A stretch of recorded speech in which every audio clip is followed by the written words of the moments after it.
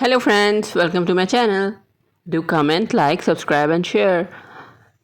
Learning always make fun and learning never ends. Today we will learn vowels. So what are vowels? Vowels are A, E, I, O, U. So whenever these letters come, we have to use N with vowels like apple. No, an apple. You have to use N. So same goes for E. An elephant. Repeat it with me. An elephant. An ice cream. An ice cream.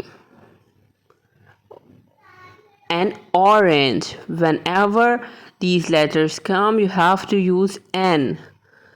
U. An umbrella.